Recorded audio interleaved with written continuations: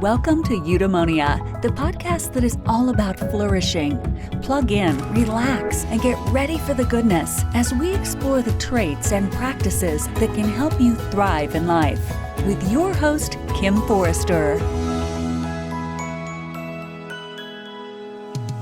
The Greek island of Ikaria has become affectionately known as the place where people forget to die. In fact, 1/3 of the population live beyond the age of 90. Well, today we're going to talk about the secrets of youthfulness. Can we stay younger and healthier for longer? And do we really want to? Damian Kristof and Marcus Pearce are leading wellness educators, hosts of the incredible podcast 100 Not Out, and regular visitors to the island of Ikaria. For the past 20 years, Damian has been working his wellness magic as a naturopath and chiropractor. He's one of the founders of the Wellness Guys, founder of Forage Cereal, and owner of Vida Lifestyles in Melbourne, Australia. Well, Marcus, in a former life, was a workaholic, binge-drinking, overweight, pimply journalist and radio and television producer. Well, that was before his personal revelation and revolution. He's now a committed wellness educator, founder of Exceptional Life Blueprint, and CEO of the Wellness Couch podcast platform. It's my absolute delight to be connecting with both Damian and Marcus today to learn more about the incredible people of Ikaria and to talk about how we can each learn to embrace youthfulness well into our old age. Damian, Marcus, it's such a delight to have you with me here today. How are you down there in Australia? Very good. Thanks, Kim. Great to be with you. It's exciting. This is the first time Damo and I have ever been interviewed together on a podcast.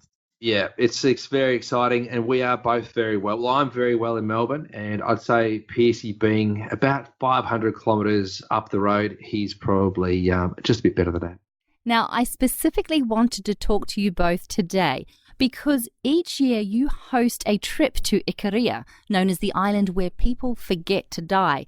How did you discover Ikaria, and what inspired you to start organising these trips? That's a historical question. In terms of the discovery of Ikaria, it would have been some Greek guy somewhere along the line, maybe a few thousand years ago. Yeah, Icarus. That's what he'd been known. He discovered it. But we piggybacked it because Marcus, but he read a book, or maybe watched a DVD. That was something like Healthy at 100. I'm recalling my memories. And Marcus said to me, we should do a podcast. And so we decided to do a podcast. And then somewhere along the line, we saw a 60 Minutes interview with Thea Liz Hayes. Yeah, being interviewed by Liz Hayes. And Marcus said, let's go there. And then Marcus, once he says something, he does it. And so we that's where we went. So it was Marcus's fault. But I'm so grateful for it. So you were inspired, Marcus, by the idea of living healthily well into old age. Well, I think when I saw Liz Hayes from 60 Minutes going to Ikaria, I thought, well, this is becoming mainstream. What Damian and I were speaking about, every week on the podcast. It only made sense that we should give our listeners the opportunity to come along and experience for themselves. And naturally enough, Damian and I wanted to experience it for ourselves as well. And Thea Padikos, who is Greek-American, married to an Ikarian farmer, Ilya, the daughter of Ikarians, she is invested in this aging well philosophy. And she's a wonderful bridge to have in Ikaria because she naturally, as Greek-American, it's very easy to communicate with her because Damian and I speak very little Greek, and she's a bit more American, and she's passionate about sharing their lifestyle with others. And so the fact that we were able to get over there and bring a group with us, and then really become ensconced in this little village of Nas on the upper northwest side of the island is just that's been a blessing for us. It's that we don't skip around going from one town to the next. We really do live with the locals, and that's a really big element of what allows Ikaria to be the epicenter of longevity. It's the way that they live, and so that's really why we can't stop talking about it. Okay. Which brings me to the point. Researchers have obviously become fascinated with the lifestyle of Ikarians, and we'll get to some of that later. But let's start with you, Damian. What factor of life on Ikaria did you find most surprising? The hardship, I think, Kim, for me, what was interesting is that there's not a lot of mod cons. No one's sitting there watching television unless the World Cup's on. And there's really not, people aren't watching Netflix. There's not a lot of interweb, and it's just a really simple life. So maybe the house still leaks. The plumbing's all exposed. The water around the island runs along the road, not underground. And so that it's very almost primitive, but very, very comfortable at the same time. So to experience what they experience now, which is probably what we might have experienced in, say, the 1960s or maybe 1970s, it's kind of refreshing. But they're moving along the leaps and bounds, because only 100 years ago they hadn't changed for like 700 years or 600 years. So they kind of reject all the mod cons in favour of maintaining a sense of community, which I resonated with. I loved it. I thought that was the best thing since sliced bread, for sure. And I think the mod con of time is probably, and I say that as an oxymoron because it's been around forever, but that's probably the thing that struck me, is that they just don't rush for anything, and there is no word of a lie. Even if they're late for a plane, they wouldn't even know how to rush to the airport. It's just not something that they can do. So and it's disconcerting for people when you first get to the island that they just don't know how to rush. There's not an ounce of urgency in their genome, and it's fascinating. And it does, the longer you're there, the more you can adjust to it. And then I know Damian and I, on returning from our first trip from Ikaria in 2016, we both, struggled to get back into the pace of life on our return, because a part of you resists that. You want to go back to this slower way of living. Yes, we like the buzz of our 2018 or 2019 lifestyles, but that's definitely something that they have no interest in adopting. They don't want a faster life. Well, what's fascinating is that an easy pace of life is literally one of the factors that researchers believe contributes to the longevity of Ikarians. So, having experienced what you have experienced on the island, do you think that we rush too much in our modern lives? And is it a fantasy to think that we can live like the Ikarians in Melbourne or London or Singapore? Well, can I answer this one first, PC? Do you mind? Yeah. Because I love this question. I think that the funny thing about research is, and researchers, is that they're looking for the one thing, like the magic bullet. And we've always been in search of, the magic bullet that is the elixir of life, or whatever it actually is. But it's if you've ever watched the Australian movie The Castle, it's not so much that somebody's breaking the law or doing the wrong thing or they're living the wrong way. It's the Mabo. It's the Constitution. It's the feeling. It's the intention. So when you try to research, it's the way you do it, Duh. It's just the way you do it. And so when I look at these researchers trying to find the one thing, and they try to narrow it down to a chemical that might be found in rosemary, or they narrow it down to the pace of life as being a contributing factor, I kind of go, yeah, it kind of is, but we're being very reductionistic about it, and maybe being very biomechanical about it, in that we're trying to look for something that's very Newtonian and physical and physics-based that could be the answer for this longevity. When in actual fact, there's this feeling of this, and Marcus and I spoke about this only a little while ago, speaking about the magic of this place. There's something that happens in this place that's very, very different. And you can actually bring that feeling back. You can bring it back, but the way in which you bring it back is by being there, and then being there with somebody else to be able to continue to talk about what that feeling was and what they did. And each time that Marcus and I talk about Ikaria, I feel like we've just come back from being in Ikaria. It's like it reignites this magic, this feeling. And maybe it's not possible to eat the same way as the way in which they do in Ikaria, though we give it a nudge. And maybe it's not possible to slow down to the extent to which they slow down and ignore the time clock or 24 hours a day. But we kind of maintain a consciousness about it and keep it in context. But what's really important is to continue to be reminded of the magic of the place and what actually comes from there when you bring it back, because you bring back a little piece of Ikaria that never leaves Ikaria. So you're taking something from Ikaria, but it's not like it becomes deficient in it. Oh, that is, you've said that, you hit the nail on the head, Damo, with the word magic. That is the feeling, and that is the vocabulary that we use. But there's a couple of things, just to expand on that, Kim. When we came back, well, I know one thing that I did, I stopped working at night. That was one thing that I really learned in Ikaria, was I was not burning the candle, but I realized for me that I had to stop working at night as a way to not only recharge my batteries, but reconnect with myself, strengthen my relationship with my wife, because that's often the time that we get to connect, is at night. And Damo was talking about that whole clock time thing, which I think is right. You can't avoid clock time. But I think what I recognized when I came back from Ikaria is just, it's such a little thing, but we had a clock in the kitchen and I had the time on my laptop, and I spend a large chunk of my day on my computer. And if I'm at home, I'm cooking breakfast in the morning and so on and so forth. And I just realized how repetitive a habit it was to be looking at the time. And then what I realized was that look at the time gave me an emotion, and often it was an emotion that I didn't necessarily like. Often, very rarely did I look at the time and feel a sense of calm. Often look at the time and it created a cascade of thoughts. I've got to do this. I've only got this much time to do that, and I better get this done before that happens. And so the first time coming back from Ikaria, I just removed those two clocks. And I don't know what impact it made. I just know that I'm really glad that I did it, because I think I'm far less attached to time than I used to be. But even having said that, I still happily say that I feel like time is my enemy at certain times of the day.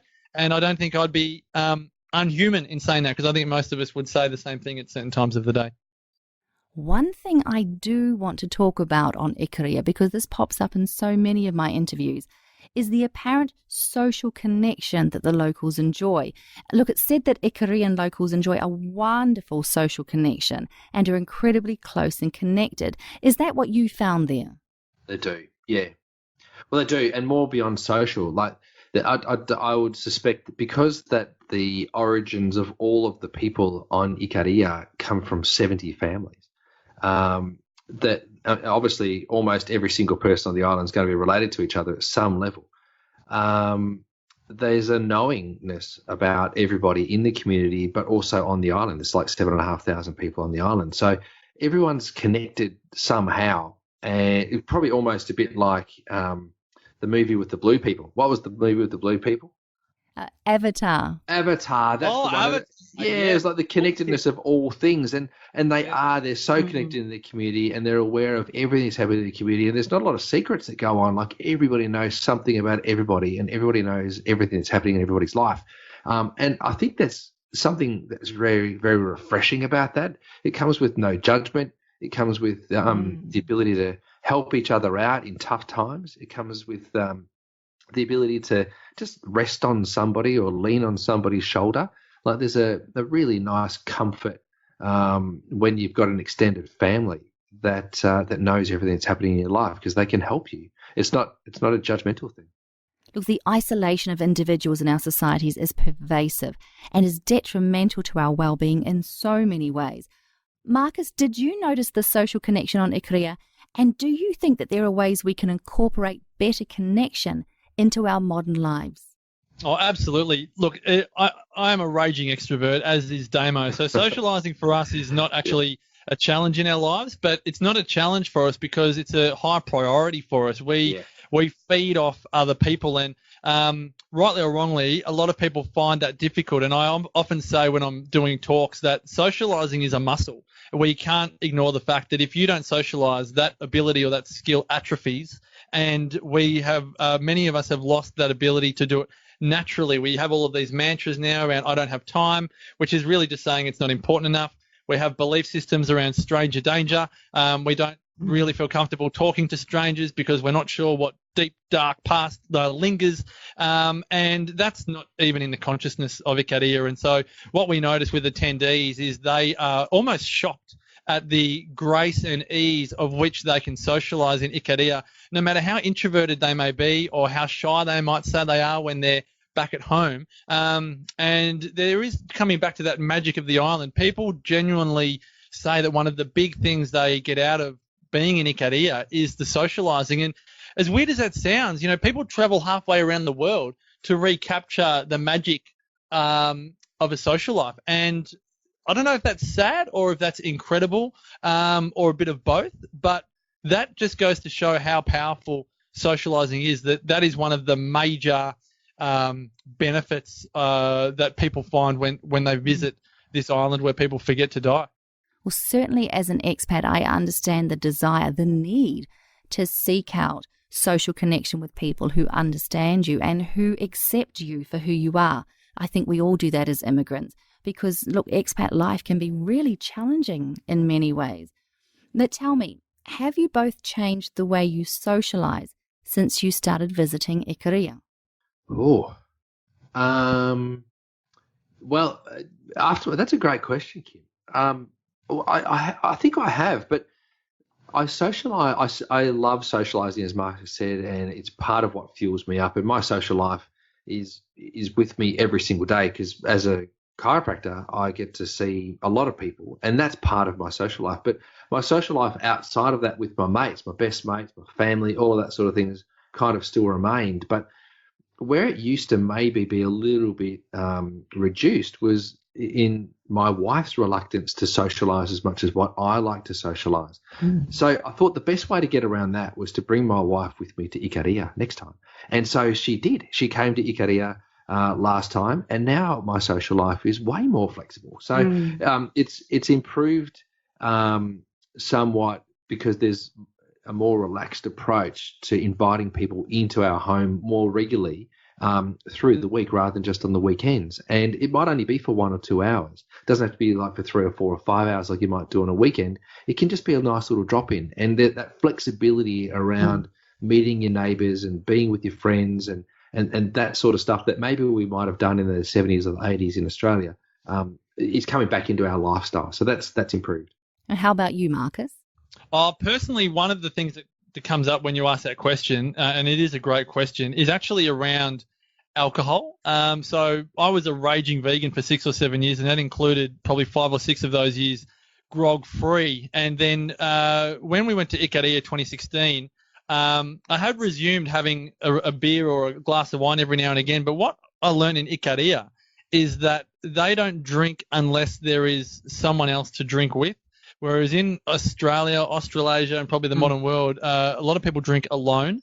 They don't drink on an empty stomach, whereas in Australia specifically, it's almost seen as glorified to drink on an empty stomach because you get drunk more quickly. And they only, they eat whilst they drink. And so I think the big key around socializing for me when I came back was just the art of socializing, and that was just the art around food. They dine, all of their food is served family style. It's not that everyone's food is served on one plate and that's the food that you'll be given. You actually have a level of freedom and original thought around the food that you're going to eat based on what your body wants at the time. But it's also the way that, particularly around alcohol, they're often dancing in Ikaria if there's a drink, or they're having conversations with others. And so I think that art of socializing is something that I really have wanted to mature in my own life, having now been to Ikaria a couple of times. Now, another interesting thing I want to talk about is that studies have shown that our negative attitude towards aging actually increases our chances of developing dementia and Alzheimer's. Now, certainly we seem to fear growing older in our modern world.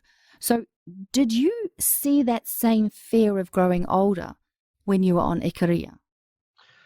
Well, there's actually more of a celebration as you get older. We celebrated there's a lady, a beautiful lady, Shona, who came with us on our first trip, and Shona was celebrating her 76th birthday, and we kept calling her 75, and she would say, no, we kept saying she was 76 until she turned, but she was 75, and then when she turned it, we had a little, happy birthday for her, and there was a little bit of a surprise that we were celebrating 75 years old or 76 years old, because over there, you're not considered to be old, and you don't really celebrate aging until you get to like 90-something. And so there was just a different perspective around it. And there's definitely no fear around it, because for them, there's an inclusiveness as you age. So the young people will chat with the old people, and the old people will chat with the young people, and they both learn from each other. So there's not a reducing relevance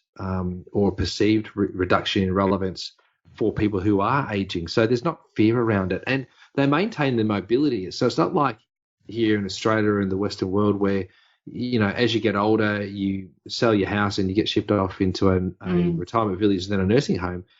They do have a nursing home in Ikaria, but it's relatively empty. There's not. There are 6 people. There's 6 people in the nursing home. That's how hidden their view of aging is. They hardly even have a concept for it.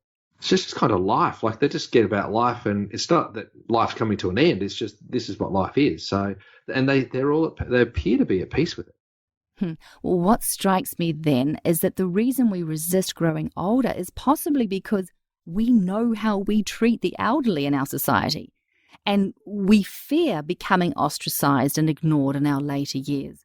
So, Marcus, on Ikaria, did you notice a different attitude toward older residents?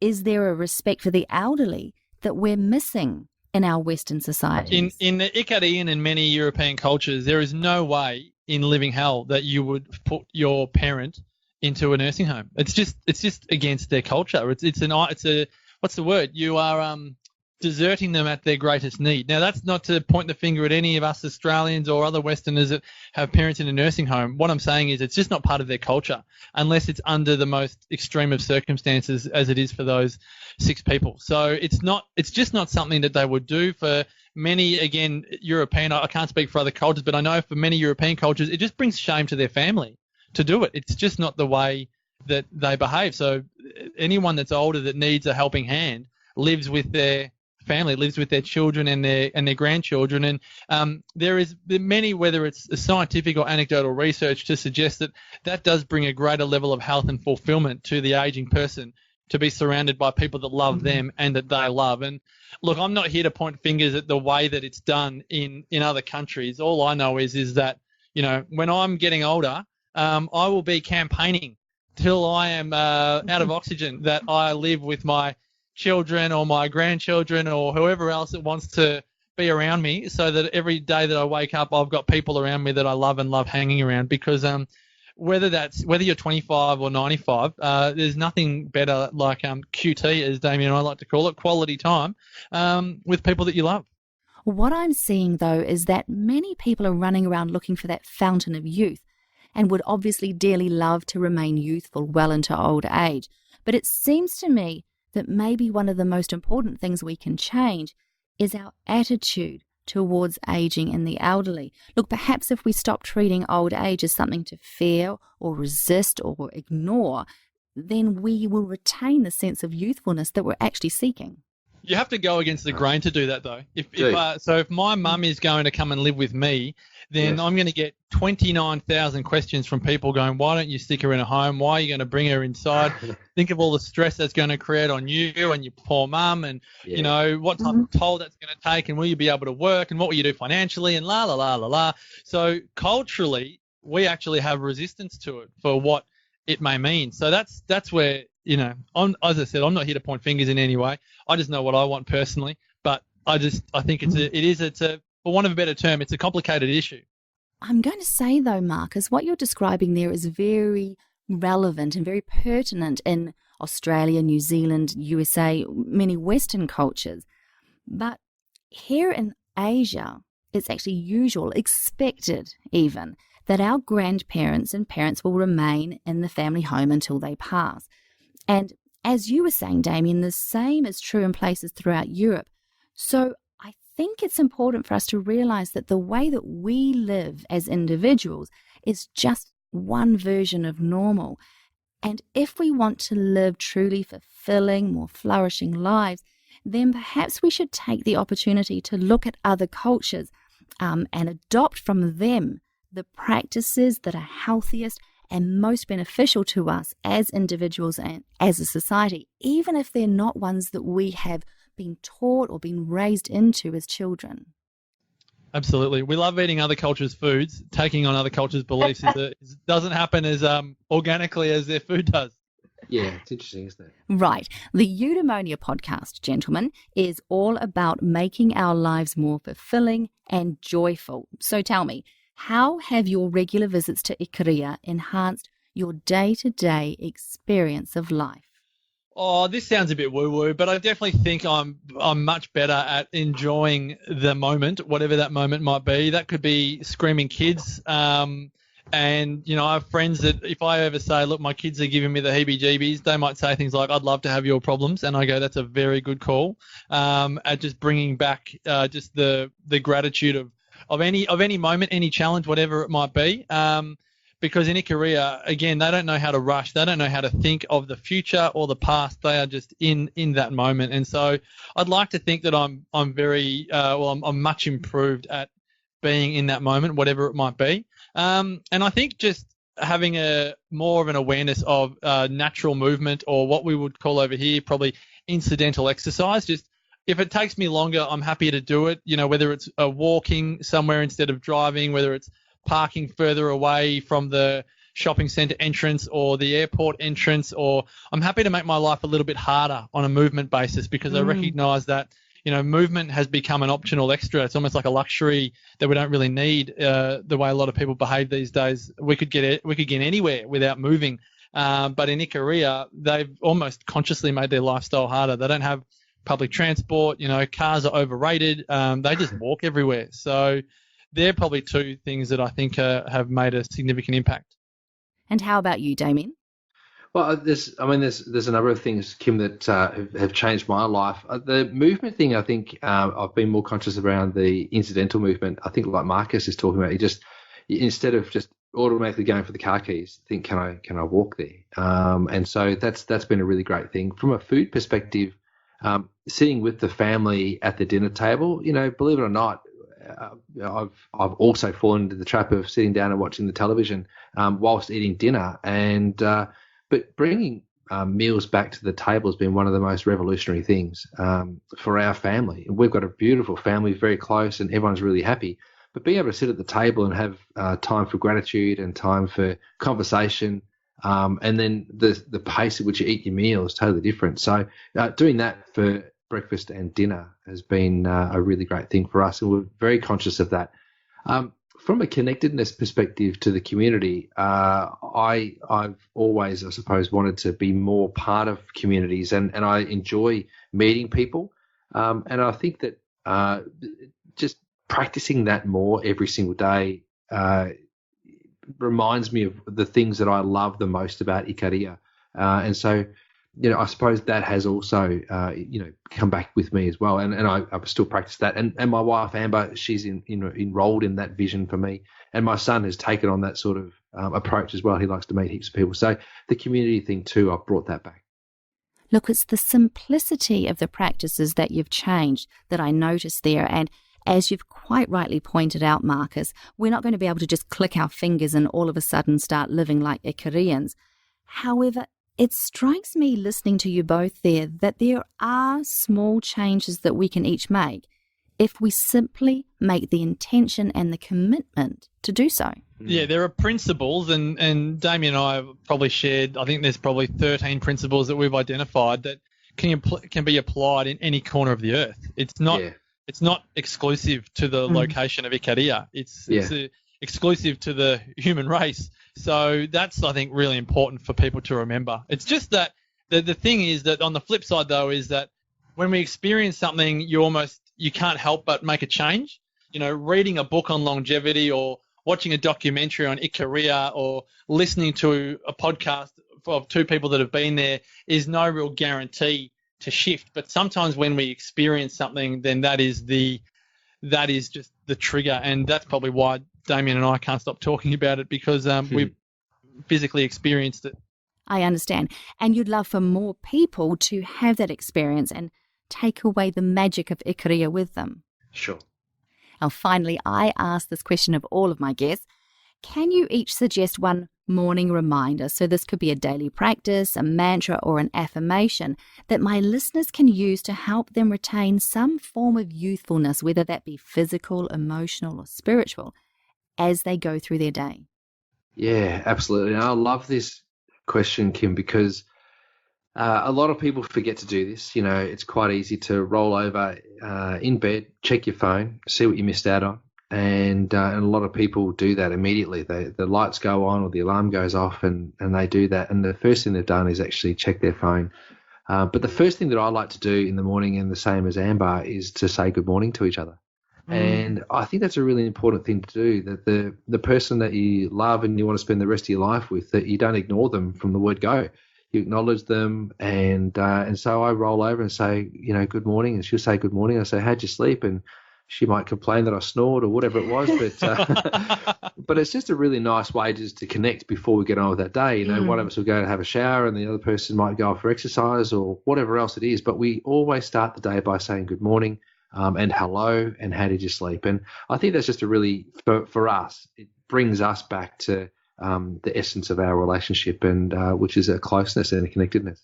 That's beautiful, Damo. I love that. Well, it's interesting that this conversation around checking email and phones is almost like that is not the barrier, but there's a spin-off from that goes in so many areas. And so, Damo's was saying hi to Amber and not checking the phone.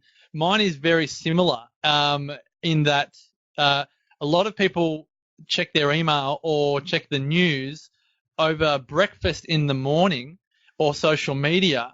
And their kids might be sitting right by them, or their kids might be watching TV, or their kids might be playing an app on an iPad. And it sounds ridiculous, but gosh, I've done so many talks on this, and whether it's bankers or real estate investors or mums and dads of any background. And one of the things is, oh my gosh, I'm going to have breakfast with my kids and just literally talk to my kids. I'm not going to know where my phone is. I'm going to have no TV on in the background sharing news of murder and foreign affairs. I'm just going to sit and talk to my kids. And that might be hearing the kids talk about their new made-up words like farts and kill and crazy and all the rest of it. And you might just be sitting there with your kids, and it might even be a little bit boring. But you can actually just be present with whatever it is that they're up to, and just literally watch. This is for me, obviously, just watch your children growing up in front of you. And it might only take 5 minutes before they start hitting each other and they end up having to leave the table because they haven't earned the right to sitting at the table any longer. But it's one of those things where you go, these moments are precious. And again, I have friends that remind me of that on a regular basis. And that's something which in Ikaria, they just do. They wouldn't even know that they're not, that they're doing it or not doing it. It's just something that is innate. And so I think that whole getting rid of email or news or social media for the things that are important in your life, whether it's giving your wife a kiss, a hug, and a hello in the morning, or having breakfast with your loved ones, even just having a quiet breakfast with yourself and sharing that, developing a relationship with self. I think that morning ritual is absolutely vital. And yet again, so simple, gentlemen. Well, for those of my listeners who want to learn more about your trips to Ikaria and perhaps experience the youthfulness of these residents, how can they learn more? It's a trip for the crazy ones, Kim. There's no doubt about it. It's a group Don't come if you're not 20 crazy. Of us. Yes. The first group were the Ikarian Immortals in 2016. In 2018, we called ourselves the Invincibles. The name of the group is always decided on by the group on the first night in Ikaria. Night 1 is September 4 this year, 2019. We go through to September 13. It is, flying into Athens and then to Ikaria. It's 10 days of immersion in this little village called Nas. We base ourselves where National Geographic were based when they were doing all of the research on the blue zones and specifically on Ikaria. Thayer's Inn and Restaurant is our base. We stay at various accommodations throughout this little village of Nas where, as Damian says, everyone knows each other and everyone is somehow related. It is as much a living with the locals immersion as you can get. We do things like go for hikes. We pick wild peppermint and make our own essential oil of peppermint Ikarian style. We go to a winery where Homer wrote parts of the Odyssey and referred to the wine. It's probably the oldest wine in Greece. We swim in the ocean. We eat bread, drink wine, have life-changing conversations and do it all on the island where people forget to die. And all of that information is at 100notout.com. It is by application only, we like to say, because it is a special group that comes on this trip. It is a bucket list, once in a lifetime type trip. So if you are interested, you will fill out an application form. and then Damian or myself will follow up with you and let you know a few extra things, ask you some important questions, make sure that you're the right fit for us and we're the right fit for you. And if all the stars align, then you join us in September this year. Well, that was fantastic, Marcus, and very, very informative.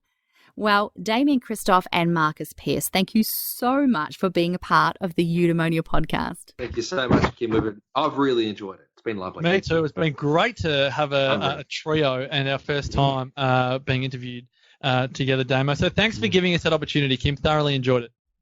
The iconic supermodel Twiggy once said, "Being young isn't about age. It's about being a free spirit. You can meet someone of 20 who's boring and old, or you can meet someone of 70 who's youthful and exciting." You've been listening to the Eudaemonia podcast. If you'd like to learn more about how to live a truly flourishing life, please subscribe and check out eudaemoniapod.com for more inspiring episodes. I'm Kim Forrester. Until next time, be well, be kind to yourself, and be as youthful as you dare.